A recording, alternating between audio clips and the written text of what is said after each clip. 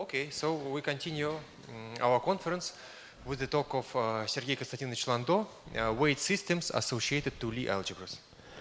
Thanks, Sasha, and let me express my gratitude for you, especially, for organizing this conference. I've joined Arnold's seminar in the beginning of 80s, and that was the period when singularity theory started to flourish.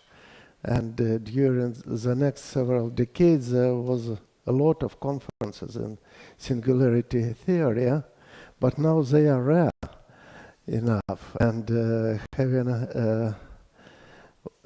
such a conference and meeting friends and colleagues, it's a real pleasure. And approximately the same time I started to attend Arnold's seminar, a book written by Vladimir Igorevich and Gusein-Zade and Varchenko appeared. This was the very first edition, and this was book we had to study for several years. And starting from this period, I consider Sasha and Sabir as letters. And my respect still increased during the next years. Because our conference is dedicated to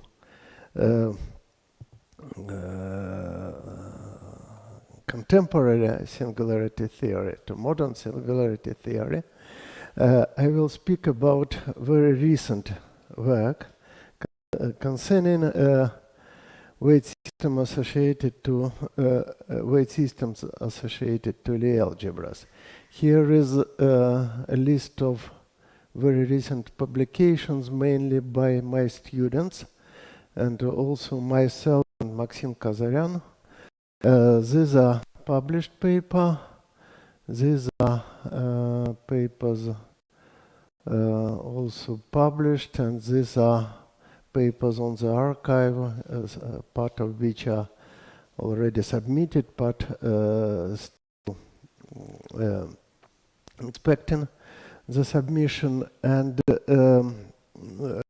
my talk will be mainly concerned with not invariants, the topic which started to the topic which also originates from Arnold's seminar, and Sabir made several important contributions to understanding Alexander polynomial of algebraic links, but mainly I will deal with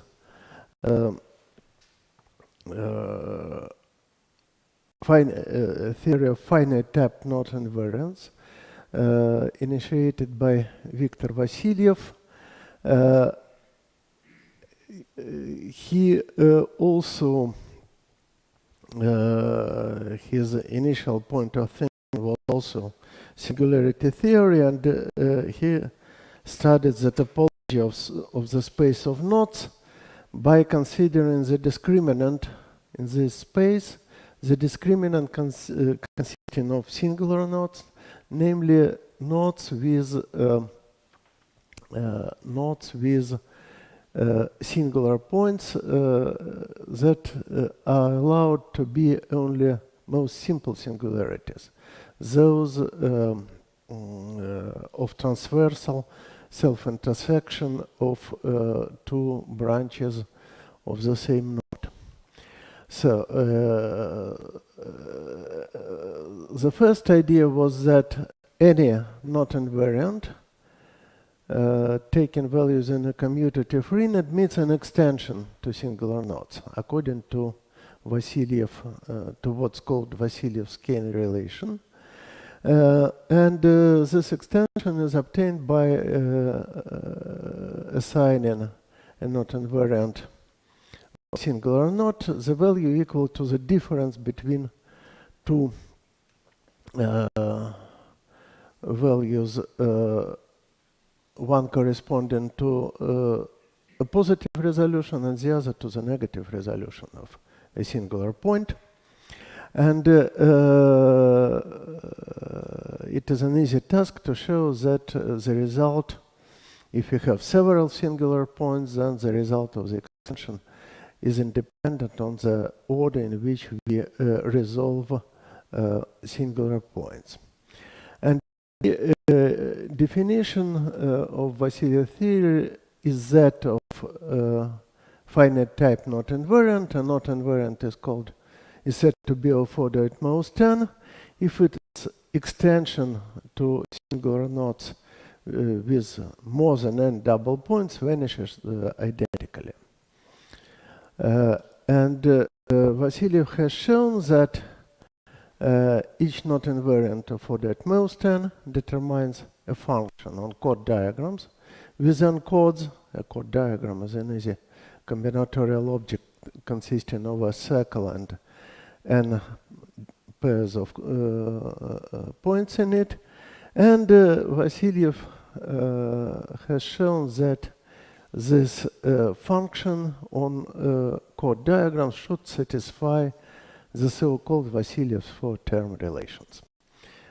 Drawn on the picture. The picture means that we take a chord diagram, we pick two chords with neighboring ends in this chord diagram, and we construct other three chord diagrams from this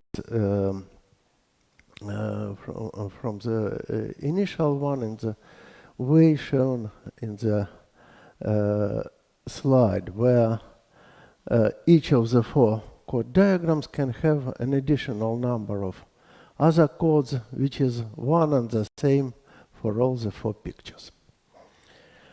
And more or less immediately after Vassiliev's construction appeared, Kontsevich proved that each weight system taking values in an algebra over a field of characteristics 0 arises from a finite type not invariant. So there are no other restrictions.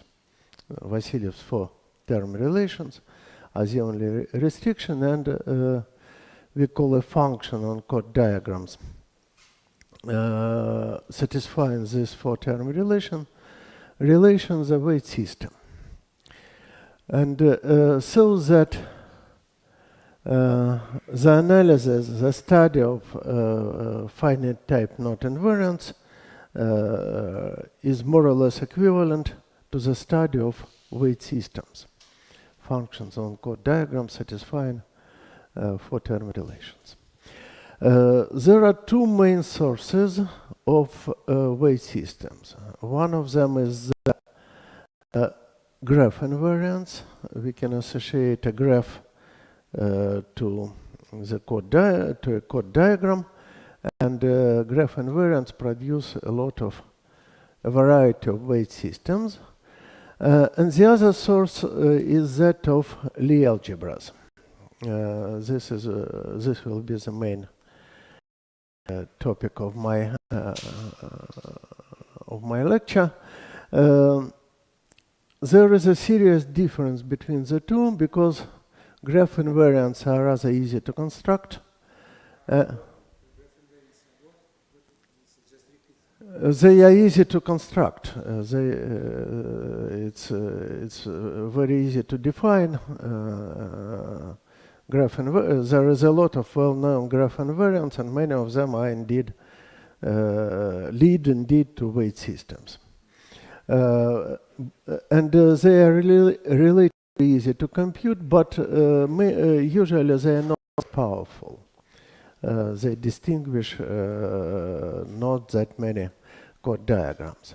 In contrast, Lie algebras, which are also easy to construct, Lie algebra weight systems, they are also easy to construct, at least to define a weight system.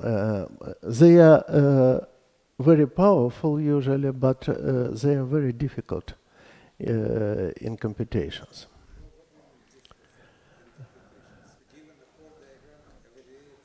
Yeah, we want to evaluate a Lie algebra weight system on a given chord diagram, and it's usually a rather non-trivial task.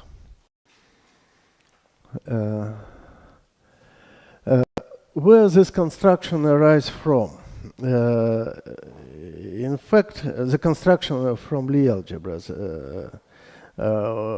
In the end of 80s,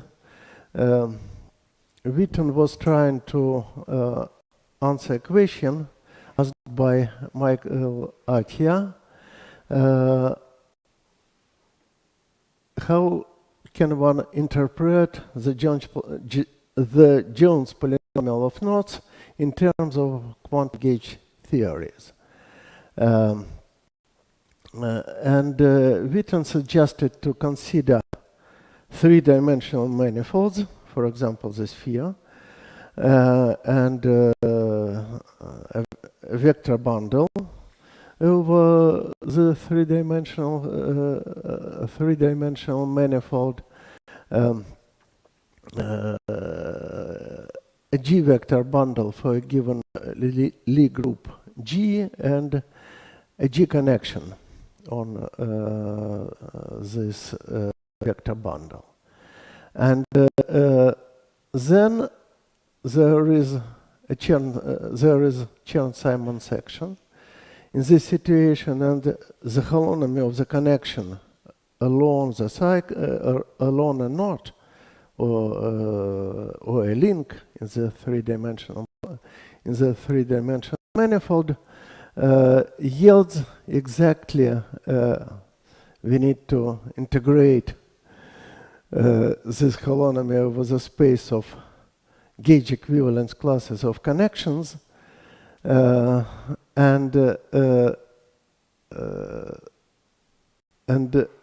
tend the parameter. There is a parameter which can tend to zero. Then the Feynman path integral determines an invariant of knots, so that if our original group is SQ2,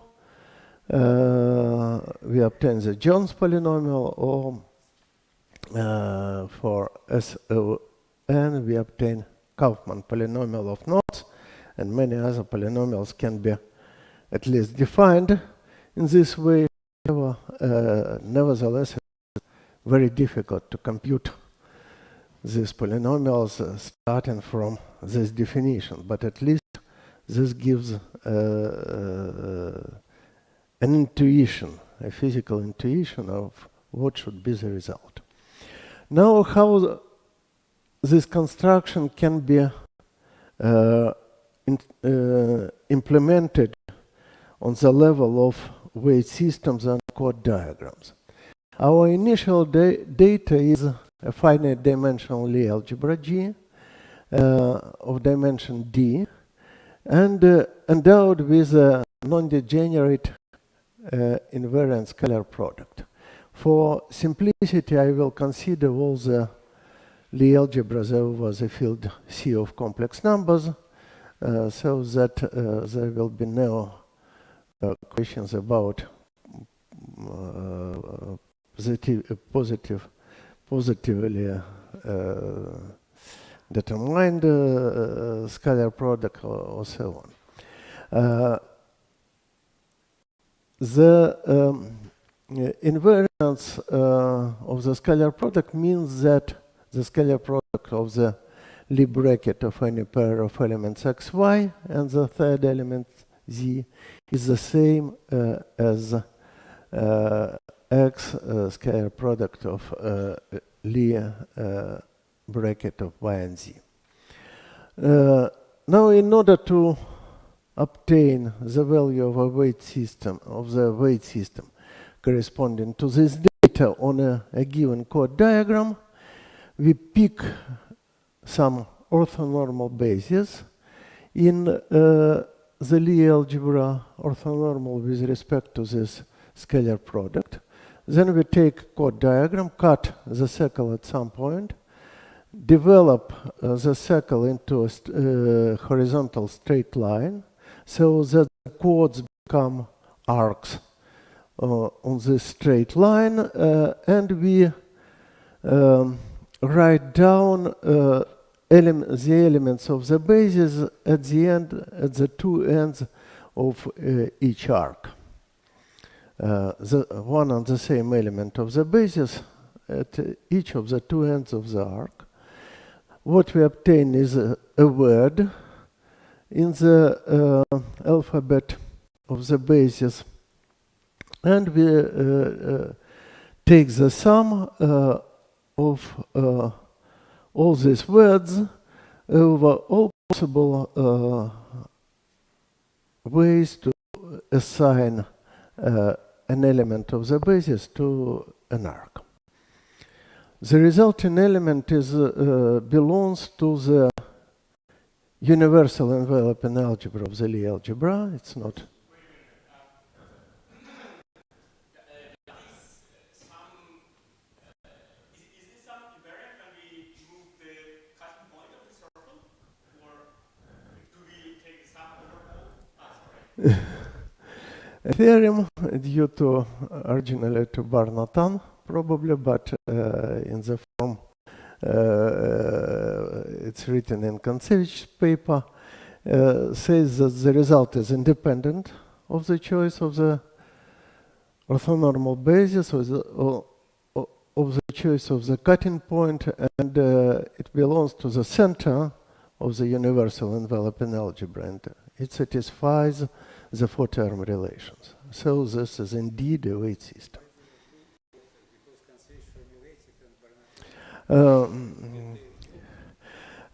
This is the form. This is the form.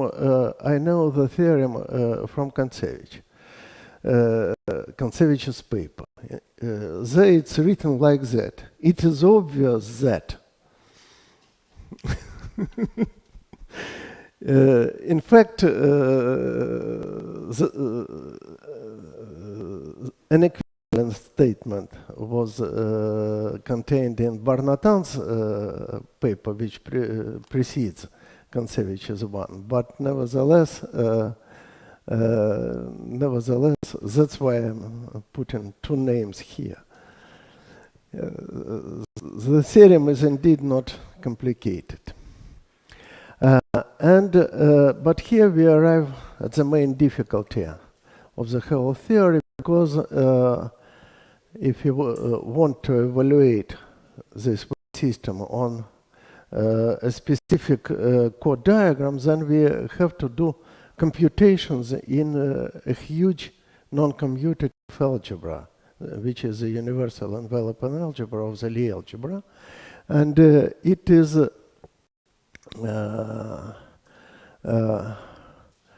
rather complicated task. It is a non-trivial task even for the simplest Lie algebra, not just simple Lie algebra, but the simplest Lie algebra, simplest non-commutative Lie algebra, which is SL2, which corresponds to the Collatz-Jones polynomial through Vassiliev theory. But here we are happy because of the recurrence relation due to Sasha Varchenko and Serezha Chmutov of 1997. This recurrence relation looks like follows. We take chord diagram, we take two neighboring chords, we take then there is in this chord diagram a chord with two neighboring chords intersecting it. And then we can replace this chord diagram, the original chord diagram, by 5 other chord diagrams, each of which is simpler than the original one. The first 3 chord diagrams on the same line have fewer intersections of chords, while the 2 chord diagrams on the right-hand side have fewer chords. 1 chord less, each of them has 1 chord less than the original one.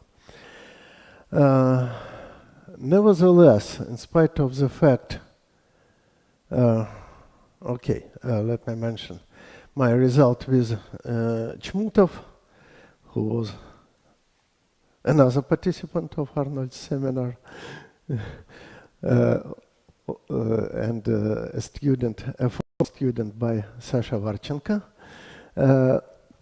We proved that for the SL2 weight system depends not exactly on the chord diagram itself, but rather on the intersection graph of this chord diagram.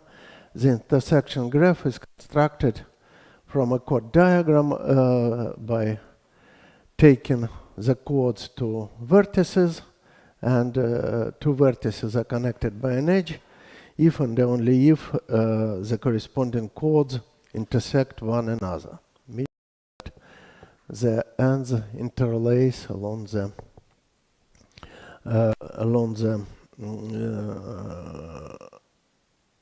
circle. In particular, this statement allows one to speak about SL2 weight system values on graphs. Probably not on all graphs, but on graphs that are intersection graphs of chord diagrams. Now let me explain a result by Polina Zakorka. In order to explain it, I need first to show the corresponding result for the chromatic polynomial. In fact, the SL2 weight system and the chromatic polynomial are very similar in a sense. Both are polynomials in a single variable, which in the case of SL2 is the second Casimir element of the Lie algebra SL2.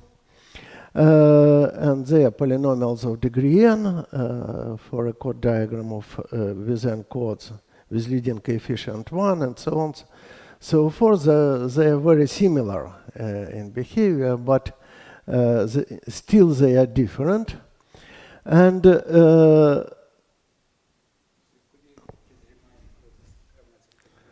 let me remind that.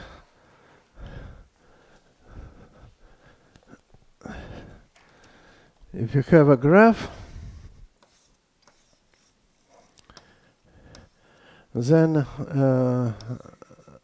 its chromatic polynomial is the number of proper colorings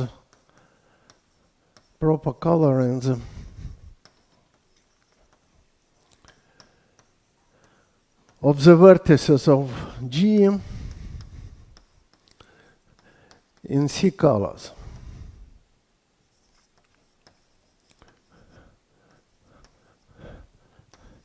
For example, a coloring is proper if any two neighboring vertices are colored differently. For example, for this graph, we can color this vertex in either of the C colors. Then there will be C minus 1 colors for this vertex and C minus 2 colors left for the third vertex. C times C minus 1 times C minus 2.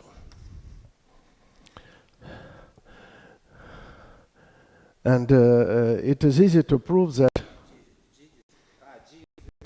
G is exactly this graph. For this specific graph, this is C times C minus 1 times C minus 2, and it is easy to prove that it is indeed a polynomial in C for arbitrary graph. The degree of this polynomial is equal to the number of vertices in the graph, and the leading term is 1, the leading coefficient is 1, and so on.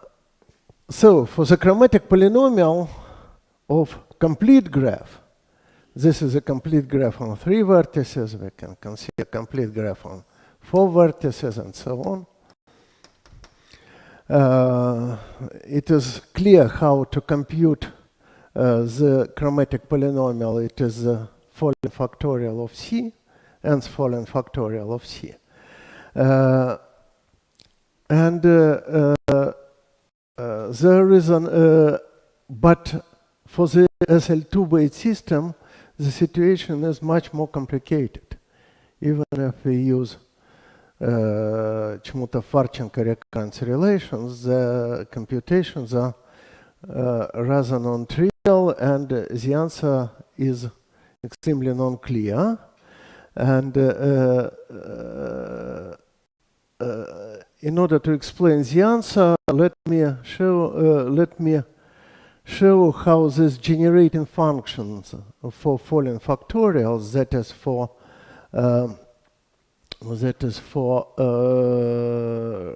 chromatic polynomials of the complete graphs, this generating function can be expressed in terms of continuous fraction. Jacobi continuous fraction, where the k through is 1 minus 2k minus 1 times t plus k times c minus k minus 1 over 2 t squared. So this is a row in this continuous fraction. And I conjectured that the values of the SL2 polynomial on the complete graphs has a similar form. It meets a similar decomposition into yeah, of course. If you take a chord diagram where each chord is a diameter, then its intersection graph is the complete graph. By definition, any two chords in this chord diagram intersect one another. And indeed, it happens that this continuous fraction, which differs with the initial one, in the sense that all the polynomials in K for the SL2 weight system have double degree when we compare them with polynomials in K for the chromatic polynomial. Here we have a linear polynomial and a quadratic polynomial over there, a linear polynomial quadratic, a polynomial of degree 2, a polynomial of degree 4 in the corresponding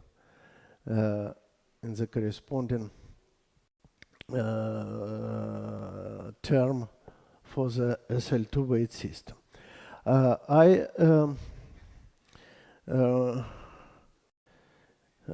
talked about this conjecture. The similarities in each of them is quadratic polynomial, or no? No, значит, there is a quadratic polynomial in the variable t, in the formal variable, but the polynomials in k, in the number of the row, in our continued. Yeah, yeah. Yeah. It's not exactly the same. It's similar, but it's not exactly the same. I'm not. It's very difficult. It's much more difficult. And I gave a talk about this conjecture at a summer camp in a summer school in Dubna, and after a month, Polina Zakorka, who was then a student of the first year, she came and showed me the solution. She proved this conjecture, and moreover, she developed. Yeah, based on the relation experiment, but it was absolutely unclear before her work how this can be deduced. We thought about this conjecture for about 12 years or so. And she developed many tools, several tools to compute this values of the L2 system, which allowed Maxim Kazaryan and Polina Zinova, another student of mine, to obtain explicit generating functions for the values of the SL2 weight system on complete on bipartite complete graphs, KMN. Let me skip this slide. And also Polina Zakorka, together with Polina Zinova, they proved a nice duality for the values of the SL2 weight system. This duality appears when we replace, we consider generating function for the values of the SL2 weight system on joins of a given graph G with discrete graphs. And if we replace the this graph G with the dual graph, with the complementary graph, such that the vertices are exactly the same, but the edges are complementary edges in the graph, then the generating function can be easily obtained from the original one by changing signs of this kind. And as a result, we now know a lot of explicit values of the SL2 weight system on very non-trivial families of graphs and chord diagrams, so that we are able to study further their properties.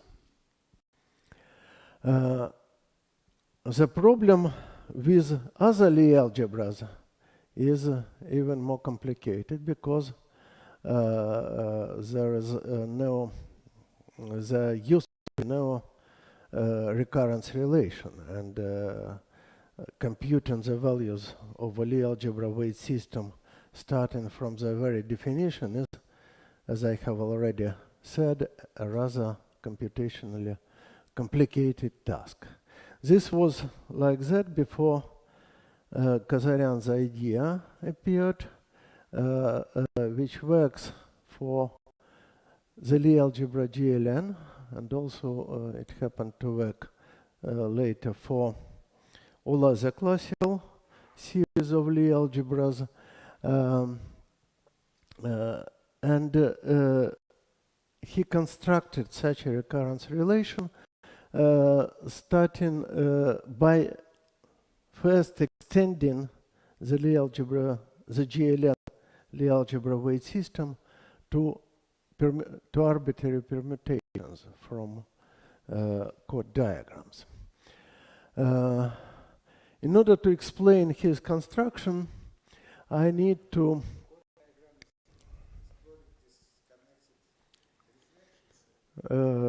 transpositions. Let me say, I'm starting to explain the construction. In order to explain the construction, I will need to make use of slight modification of the original construction. Instead of taking an orthonormal basis of the Lie algebra, I take an arbitrary basis. And instead of writing the same element of the basis on both ends of an arc, I write the element of the basis on the left end of the arc, and the corresponding element of the dual basis on the right end. It is easy to show that the resulting sum will be exactly the same. whatever is the basis of the original Lie algebra chosen. And in particular, for the Lie algebra GLN, endowed with a scalar product given by the trace of the product of two matrices, we may choose the standard matrix E IG units as the chosen basis, so that the dual basis, the dual element to EIG is EGI. And we can define for an arbitrary permutation of arbitrary number of elements the value of the GLN weight system as the sum of the products of matrix units like that. We start with E I1 and I sigma 1. Sigma is the permutation to which we apply this weight system. I2, EI2, I sigma of 2, and up to EIM, I sigma of m. The resulting element is belongs to the universal enveloping algebra of GLN. And one can show that it belongs to the center of this it is a central element of this universal Lie algebra. Now, any arc diagram can be considered as a special kind of a permutation. It's a permutation of the ends of the arcs. If an arc diagram has n arcs, then there are two n ends, and each arc can be considered as a transposition of its ends, so that to an arc diagram, a permutation is associated, and it is easy to see that the previous construction is exactly the same as that for arc diagrams. The previous construction is exactly the same.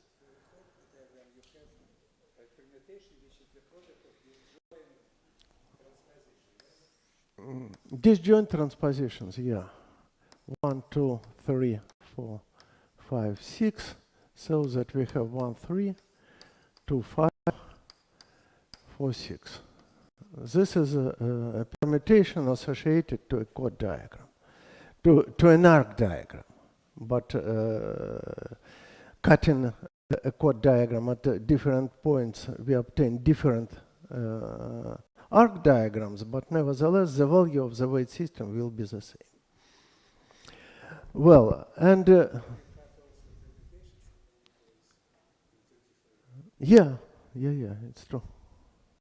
The result will be independent on where if I shift a permutation cyclically along the cycle. Now, in order to explain the recurrence relation, I want to represent a permutation as a directed graph in the easiest possible ways. The permuted elements are depicted on the straight line, and the arrows of the graph simply show where each element is taken by the permutation.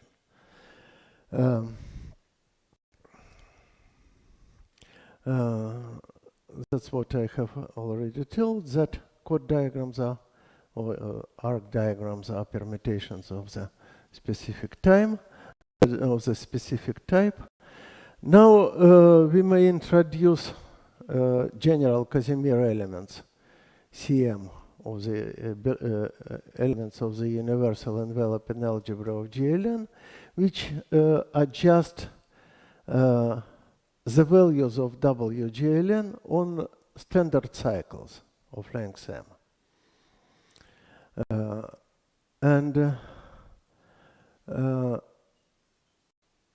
We know that the center, classical theorem states that the center of the universal enveloping algebra of GLN is naturally identified with the ring of polynomials in the first n Casimir elements, C1, C2,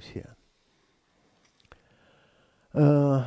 Now, here is the recurrence relation, which appeared first in the work of my PhD student, Joki Yan.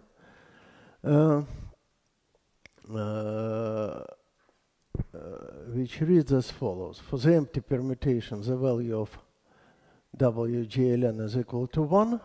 Then WGLN is multiplicative, but not with respect to the product of permutations, but with respect to concatenation of permutations, which is a clear operation when expressed in terms of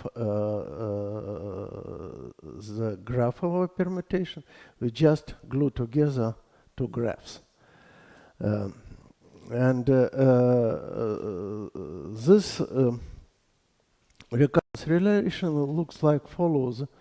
If you have two neighboring elements, L plus 1 in our permutation, then we can exchange these two elements for the price of difference of our GLN weight system on a pair of permutations with a fewer number of elements.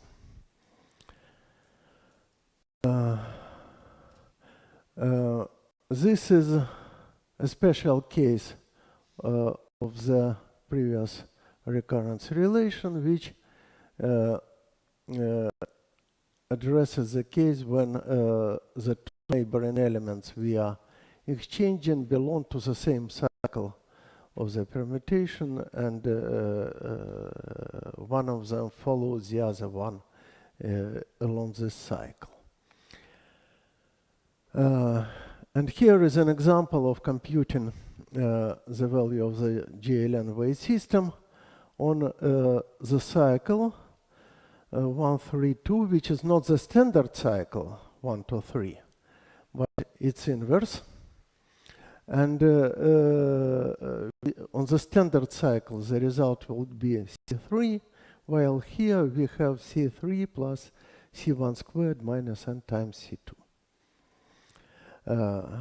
I must underline that there is no way to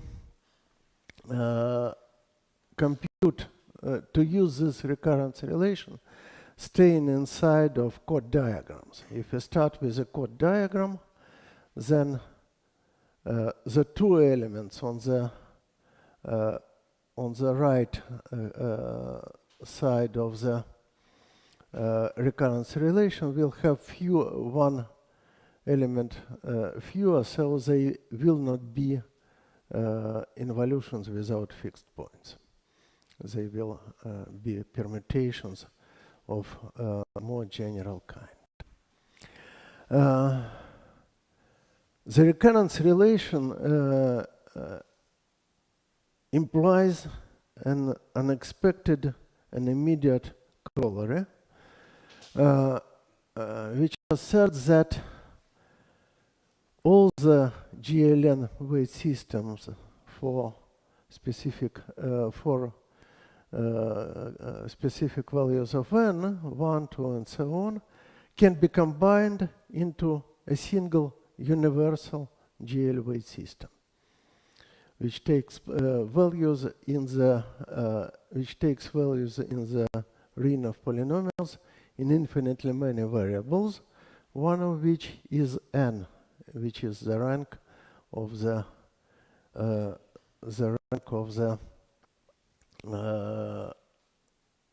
if we return back to the recurrence relation, which we see that there is no n does not enter. There is nothing specific about a given value of n. So this recurrence relation can be applied to all the GLN weight system simultaneously. So now we have a tool to compute GLN weight system on arbitrary chord diagrams. Now, yeah, it is efficient. It's a difficult tool, but it is much more efficient than anything we had before. Than the definition, yeah. For example, we can compute it for the chord diagram K5 corresponding to the intersection graph on 5 vertices where any two chords intersect one another.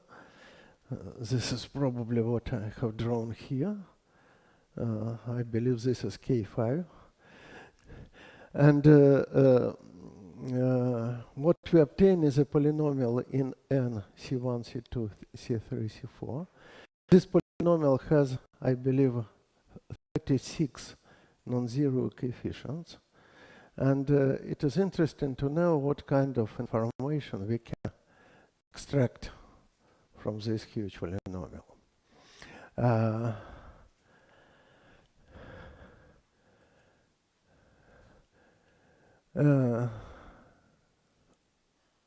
I'm afraid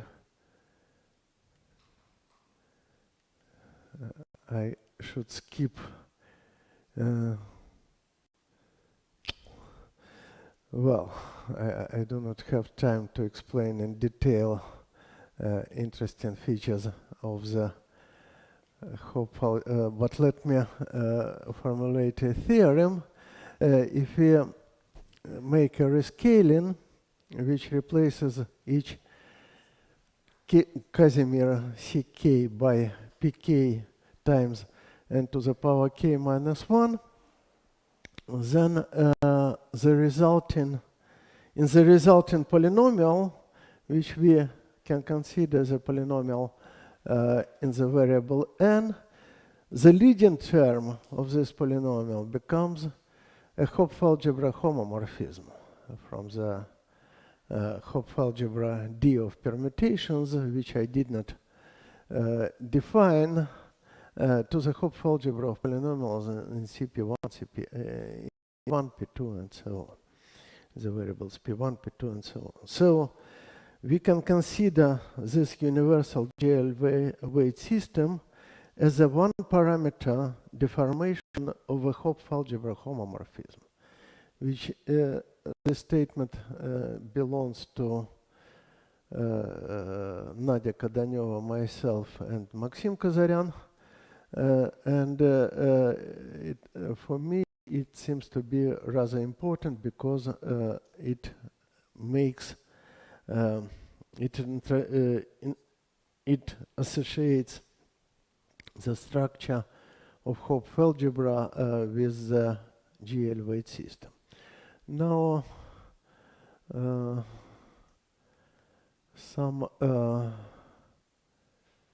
let me skip that one as well.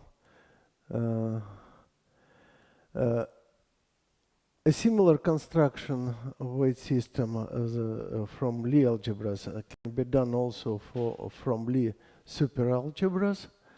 And Joachim proved that for the Lie superalgebra GL Mn, we do not obtain anything new because the corresponding weight system can be induced from the one for from the universal GL weight system under the substitution n capital equals to m minus n. And other classical theories are also covered by Kazaryan and Joachim. let me stop here. I believe there are some problems. I'm afraid one of them is already resolved in a negative, but let me anyway stop here. Thank you very much.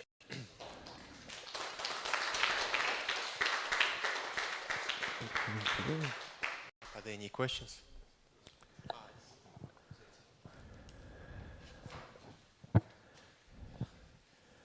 So for SL2, how different are these new relations with respect to the old ones? So relations include the new diagrams, new graphs or whatever. This was the first question Sergei Chmutov asked, and one of my students proved that your relations can be deduced from the GLN ones rather simply, in a rather simple way. So these are more relations. Yeah. Yeah.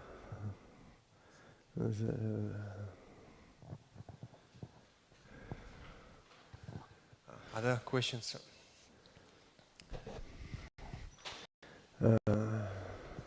I believe it's in some term paper. It's in that term paper. I can show it to you. I hope. Is there some known way to associate a weight system to like more general symmetric rigid monoidal categories and like arbitrarily algebra? Because you say what you obtain is a deformation of GLN weight system, and there is a natural deformation of GLN monoidal category due to the line. These two questions seem to be different to me. First of all, we do not know how to extend this construction to arbitrary algebra, simply because here a very specific basis is chosen, a specific basis of matrix units where there are two indices I and j, and they are acted by permutation. I mean just a general question. Weight system is associated to a choice of a basis in a metric algebra, right? And metric algebra is like more or less what could one immediately generalize it to. Just monoidal category, just rigid. Maybe, and concerning the deformation, we have only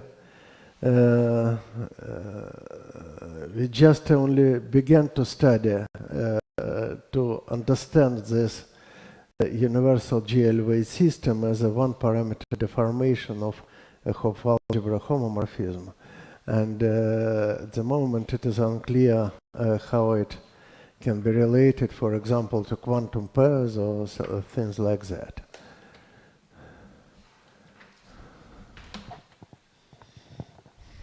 Other questions?